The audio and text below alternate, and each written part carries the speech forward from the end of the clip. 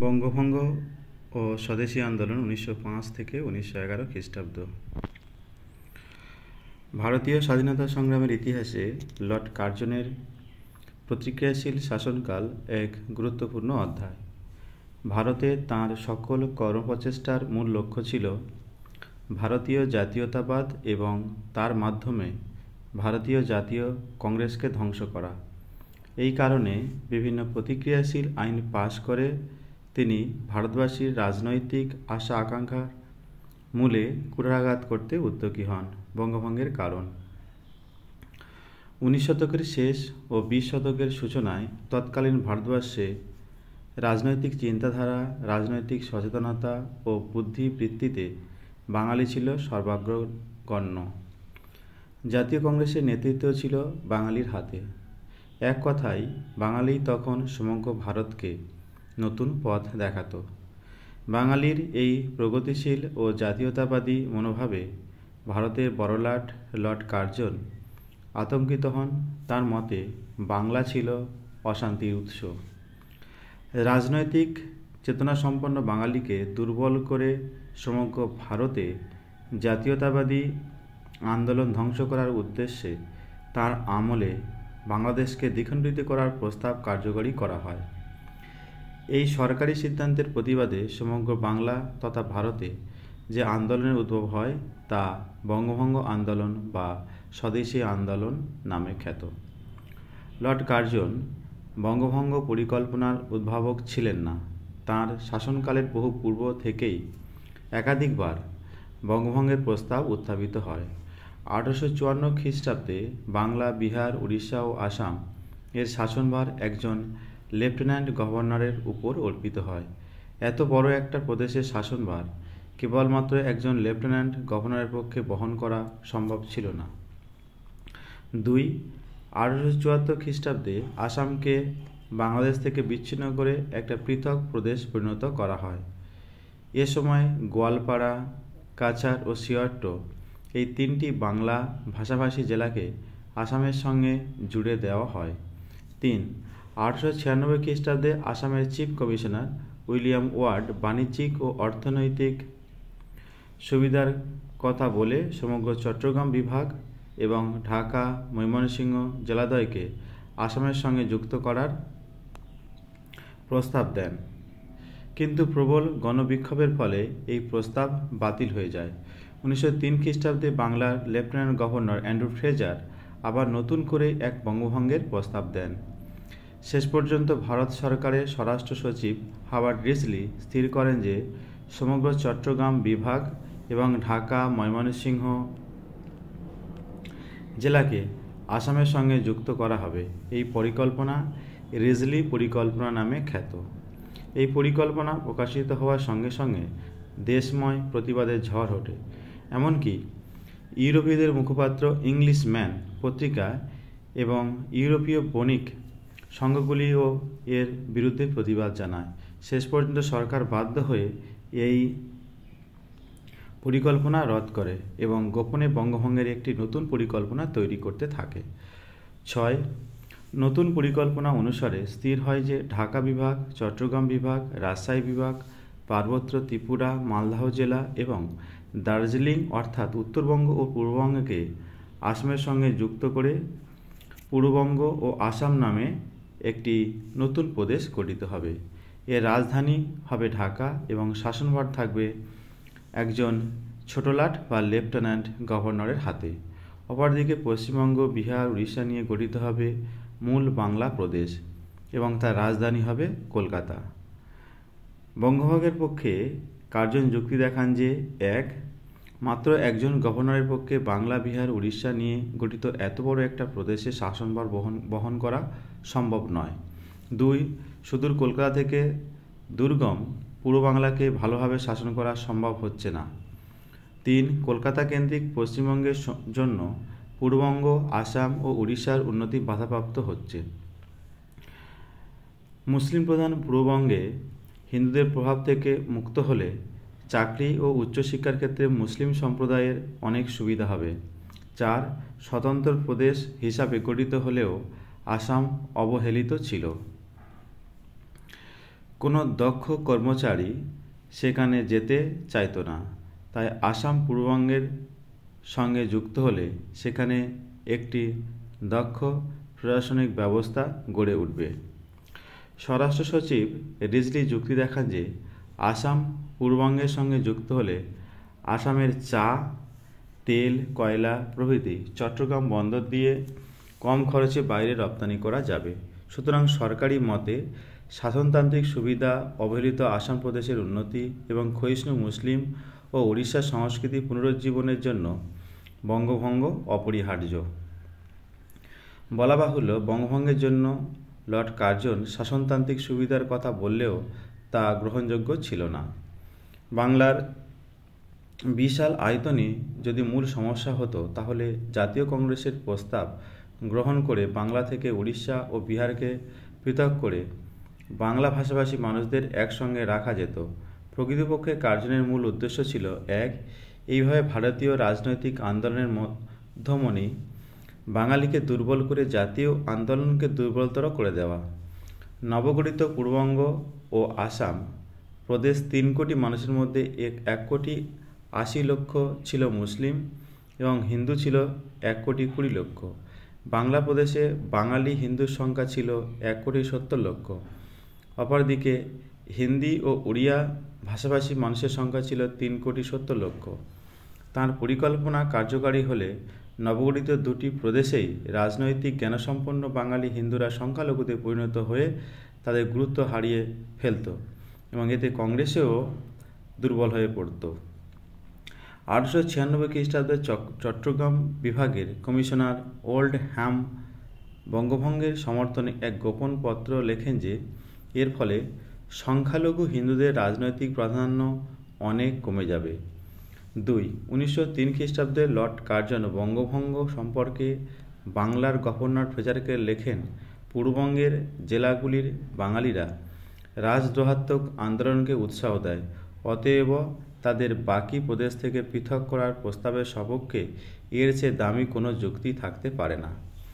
1904 খ্রিস্টাব্দে 17 ফেব্রুয়ারি তিনি বলেছেন, কলকাতার মানুষ বঙ্গভঙ্গ প্রস্তাবের অবশ্যই বিরোধিতা করবে। এখন যদি আমরা দুর্বলতা দেখিয়ে তাদের চিৎকারের সামনে পিছু হটে যায়, তবে আমরা আর কোনো দিনই বাংলাকে খণ্ড বিখণ্ড করতে বাগে বা আনতে পারব না। স্বরাষ্ট্র সচিব রিজভি লেখেন, ঐক্যবদ্ধ বাংলা একটা শক্তি, বিভক্ত বাংলা নানা টানাপোড়েনে পর্যদুস্ত হবে। এটা খুব খাঁটি কথা এবং বঙ্গ ব্যবচ্ছেদের সপক্ষে এটাই সবচেয়ে জোরালো যুক্তি। 6 ডিসেম্বর 1904। 3. কেবলমাত্র এই নয়, বাংলাকে দুটুকরো করার মাধ্যমে লর্ড কার্জন হিন্দু ও মুসলিম সম্প্রদায়ের মধ্যে বিভেদ সৃষ্টি করে ভারতীয় জাতীয়তাবাদকে দুর্বল করতে সচেষ্ট হন। তিনি মনে করেছিলেন যে ভেদনীতির সাহায্যে তিনি মুসলিম সম্প্রদায়কে ব্রিটিশ সরকারের সমর্থনে পরিণত করতে সক্ষম হবেন। কার্জনের পরবর্তী বড়লাট লর্ড মিন্টোর মতে, শুধুমাত্র রাজনৈতিক দৃষ্টিকোণ থেকে দেখলেও আমার মতে বঙ্গভঙ্গ একান্ত প্রয়োজনীয়। বঙ্গভঙ্গের ব্যাপারে কার্জন আসামের চা বাগিচাগুলির ইংরেজ মালিকদের স্বার্থ রক্ষার কথাও চিন্তা করেছিলেন।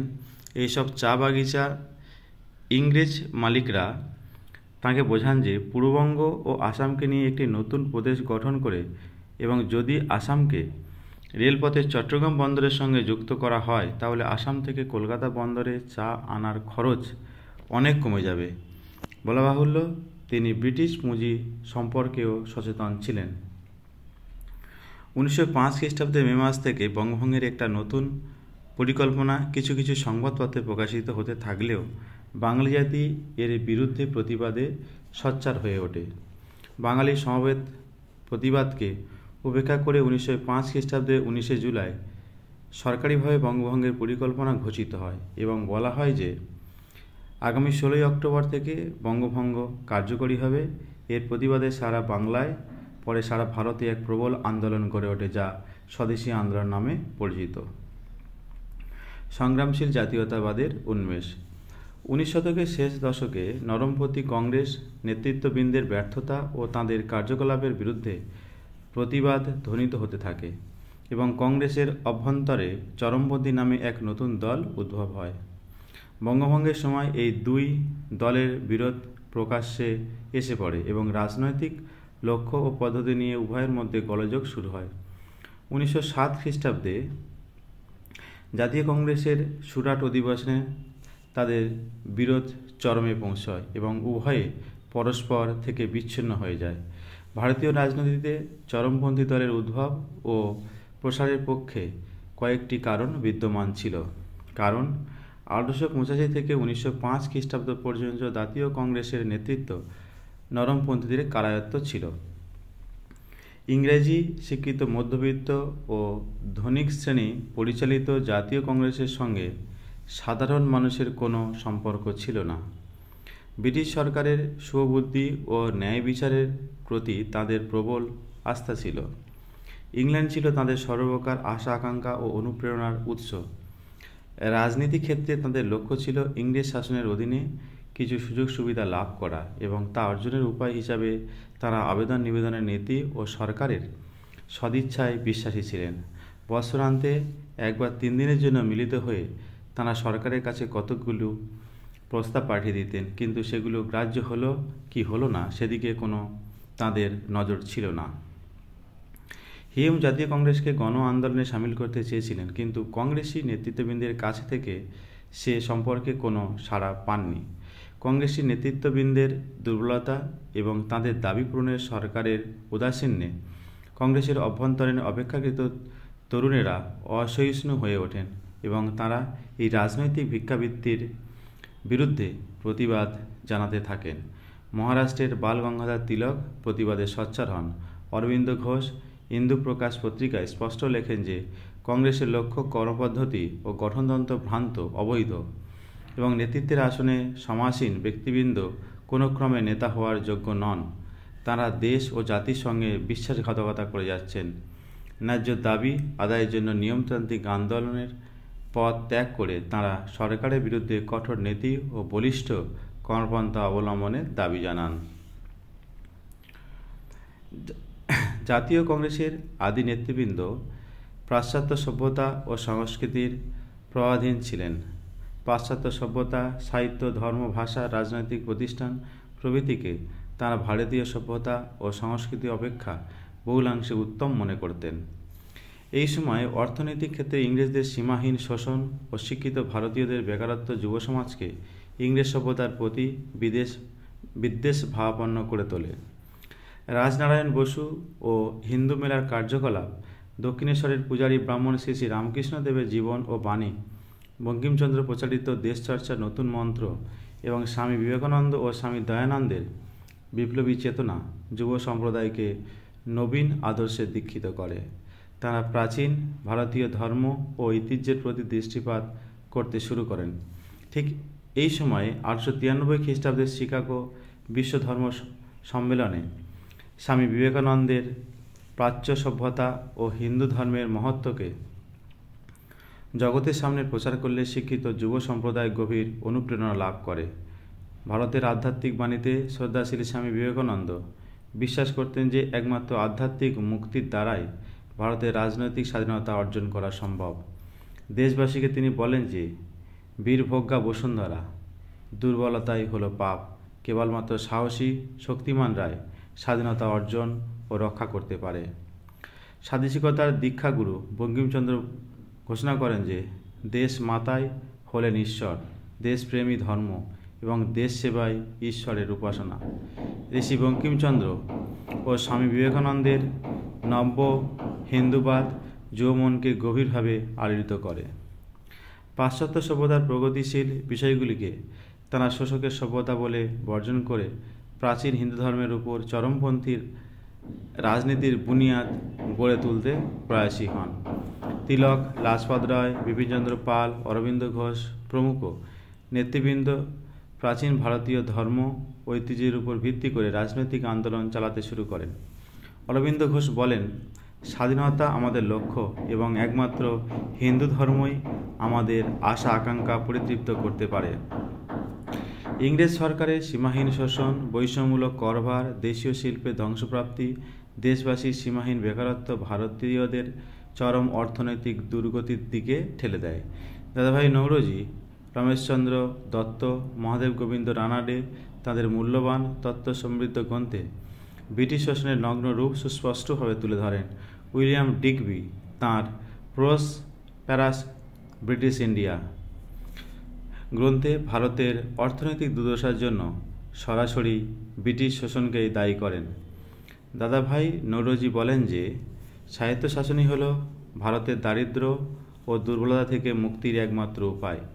1896 থেকে 1900 খ্রিস্টাব্দ পর্যন্ত ভারতের বিভিন্ন অংশে ব্যাপক দুর্ভিক্ষ দেখা দেয় এবং তাতে 90 লক্ষ মানুষ প্রাণ হারায়। এছাড়া ছিল প্লেগ, খরা, ভূমিকম্প, যুদ্ধ ও সরকারি উৎপীড়ন। 1896 খ্রিস্টাব্দে বোম্বাই প্রেসিডেন্সিতে এক ব্যাপক প্লেগ দেখা দেয় এবং সরকারি প্লেগ নীতি জনমনে তীব্র বিক্ষোভের সঞ্চার করে। 1897 খ্রিস্টাব্দে ভারতের প্রায় 70,000 বর্গমাইল এলাকায় এক ব্যাপক দুর্ভিক্ষ দেখা দেয় এবং তাতে প্রায় 2 কোটি মানুষ আক্রান্ত হয়। আক্রান্ত জনগণের জন্য কোনো প্রকার ত্রাণের ব্যবস্থা না করে সরকার ত্রাণকার্যের অর্থ মহারানী ভিক্টোরিয়ার সিংহাসনরোহণের হীরক জয়ন্তী উৎসব ব্যয় করে। সরকারের এই অনাচার ও উদাসীন্যে জনমনে প্রবল ঘৃণার সঞ্চার হয়। 1896 খ্রিস্টাব্দে অ্যাবিসিনিয়ার কাছে ইতালি, 1904 থেকে 1905 খ্রিস্টাব্দে রুশ জাপান যুদ্ধে রাশিয়ার পরাজয়ের ফলে এশিয়াবাসীর উপর ইউরোপীয় সামরিক শক্তির শ্রেষ্ঠত্বের অলীক মহিমা ধ্বংসপ্রাপ্ত হয়। এর ফলে জাতীয়তাবাদের মনে আশার সঞ্চার হয়। আয়ারল্যান্ড, জার শাসিত রাশিয়া, মিশরের নাহার পাশার বৈপ্লবিক সংগ্রাম ভারতীয়দের নতুন চেতনায় উদ্বুদ্ধ করে।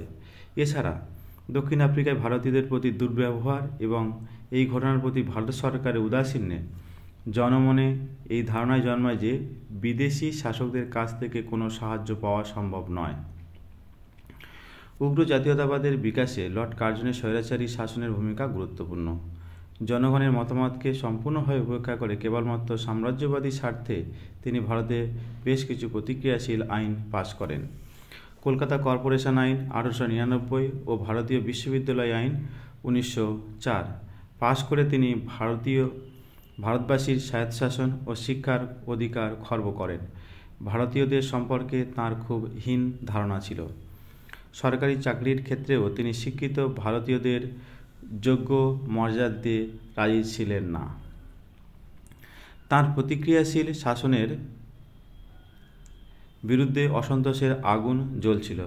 বঙ্গভঙ্গের পরিকল্পনা তাতে ঘৃতাহুতি দেয়। প্রকৃতপক্ষে উগ্র জাতীয়তাবাদের উন্মেষে বঙ্গভঙ্গই হল প্রত্যক্ষ কারণ। কেমব্রিজ গোষ্ঠীর ঐতিহাসিকরা ভারতের সংগ্রামী জাতীয়তাবাদের উন্মেষ ও নরমপন্থীদের সঙ্গে তাদের বিরোধের একটা আদর্শগত ভিত্তি খুঁজে পাননি। তাদের মতে কোনো রাজনৈতিক আদর্শ নয়, কংগ্রেস সংগঠনের ক্ষমতা দখলই ছিল এই দুই গোষ্ঠীর মধ্যে লড়াইয়ের মূল কারণ। ডক্টর সুমিত সরকার এ সম্পর্কে সম্পূর্ণ ভিন্ন মত প্রকাশ করেন। তার মতে বাংলায় সুরেন্দ্রনাথ ও মতিলাল ঘোষ, পাঞ্জাবে লালা হরকিষণ লাল ও লাজপত রায়, মাদ্রাজে প্রকাশ ও চিদম্বরম, পুনাতে গোখলে ও তিলকের গোষ্ঠীদ্বন্দ্ব সম্পূর্ণভাবে আদর্শগত দ্বন্দ্ব। আক্ষরিক অর্থে কংগ্রেস তখন কোনো রাজনৈতিক দল হয়ে ওঠেনি। প্রকৃতপক্ষে তখন তার কোনো আর্থিক বা সাংগঠনিক শক্তি বা চাকরি দেওয়ার ক্ষমতা ছিল না। আদর্শগত বিরোধের জন্যই ভারতের নানা স্থানে সমালোচক গোষ্ঠীর উদ্ভব হয়। চরমপন্থী নেতাদের মধ্যে উল্লেখযোগ্য ছিল বাংলার অরবিন্দ ঘোষ, বিপিনচন্দ্র পাল, পাঞ্জাবের লালা লাজপত রায়, মহারাষ্ট্রের বাল গঙ্গাধর তিলক প্রমুখ। বিপ্লবী গুপ্ত সমিতি গঠন। স্বদেশী আন্দোলনের কালে ভারতীয় রাজনীতিতে তিনটি সুস্পষ্ট পরস্পর বিরোধী ধারা লক্ষ্য করা যায়। নরমপন্থী ইংল্যান্ড ছিল তাদের সকল আশা আকাঙ্ক্ষা ও অনুপ্রেরণার উৎস। তাদের উদ্দেশ্য ছিল নিয়মতান্ত্রিক পথে আবেদন নিবেদনের মাধ্যমে ইংরেজ সরকারের অধীনে ঔপনিবেশিকতা স্বায়ত্তশাসন লাভ করা। দুই চরমপন্থী, তারা ভারতীয় ধর্ম ও ঐতিহ্যে বিশ্বাসী ছিলেন এবং স্বদেশী ও বয়কট এর মাধ্যমে পূর্ণ স্বাধীনতা লাভ তাদের উদ্দেশ্য ছিল। তিন বিপ্লবীবাদীরা ও ভারতীয় ধর্ম ঐতিহ্য বিশ্বাসী ছিলেন এবং তাঁদের লক্ষ্য ছিল দেশব্যাপী এক সশস্ত্র বিপ্লবের মাধ্যমে ভারতের স্বাধীনতা অর্জন করা। সমগ্র ভারতে বিপ্লবীবাদী কার্যকলাপ বিস্তৃত হলেও বাংলা, মহারাষ্ট্র, পাঞ্জাব ছিল এই আন্দোলনের মূল কেন্দ্র। সরকারি অনাচার ও দমননীতি, বঙ্কিমচন্দ্র ও স্বামী বিবেকানন্দের শিক্ষা, ম্যাথসিনি গরিবল্লীর আদর্শ এবং ফরাসি বিপ্লব, আমেরিকার স্বাধীনতা সংগ্রাম, রাশিয়ার জারতন্ত্রের বিরুদ্ধে নিহিলিস্ট ও আয়ারল্যান্ডের জাতীয়তাবাদের সংগ্রামের ইতিহাস ভারতবাসীর বৈপ্লবিক চেতনাকে নানাভাবে সঞ্জীবিত করে।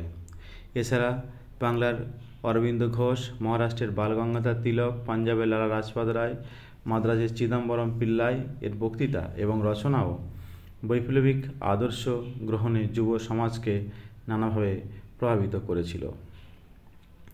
বাংলাদেশ 1902 খ্রিস্টাব্দের 24শে মার্চ ঋষি বঙ্কিমচন্দ্রের অনুশীলন তত্ত্বর আদর্শে এবং ব্যারিস্টার পি মিত্র, প্রমথনাথ মিত্রর সভাপতিত্বে কলকাতায় বাংলার প্রথম বৈপ্লবিক কেন্দ্র অনুশীলন সমিতি প্রতিষ্ঠিত হয়।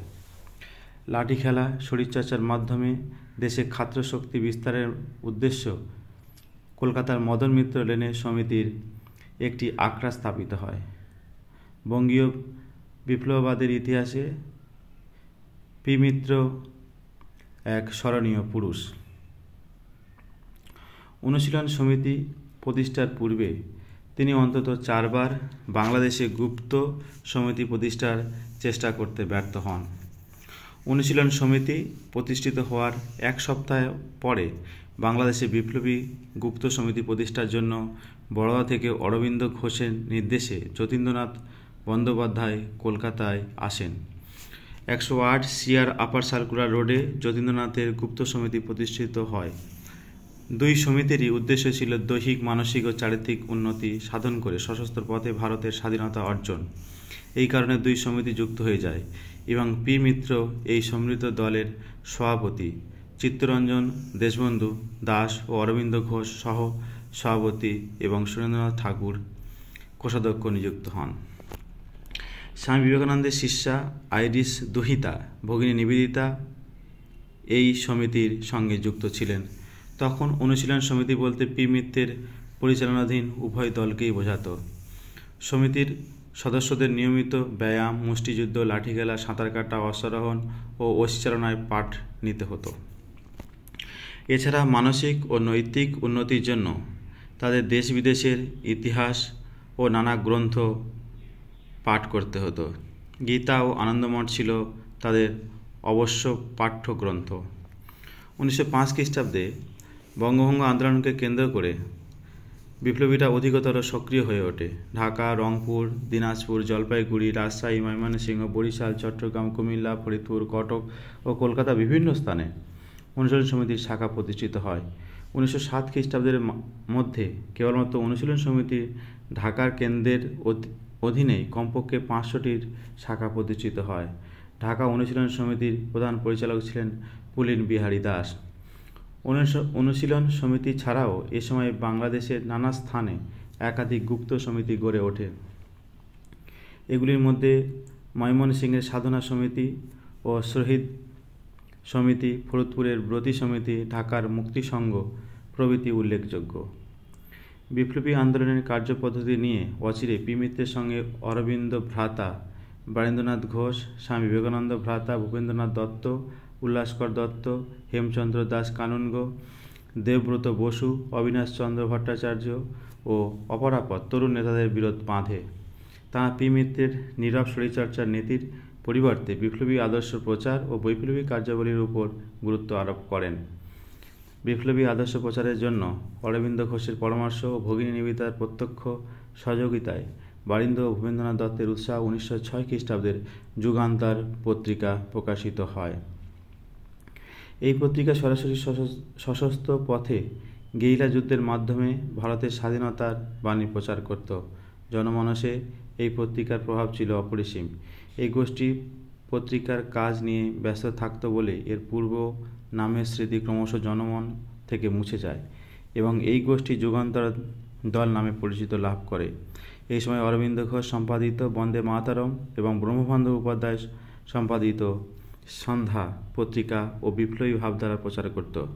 সশস্ত্র বিপ্লবের প্রস্তুতি হিসাবে 1907 খ্রিস্টাব্দে 32 নম্বর মুরারিপুকুর রোডে অরবিন্দ বারিন্দের পৈতৃক বাগানবাড়িতে যুগান্তর দলের বৈপ্লবিক কর্মকেন্দ্র প্রতিষ্ঠিত হয়।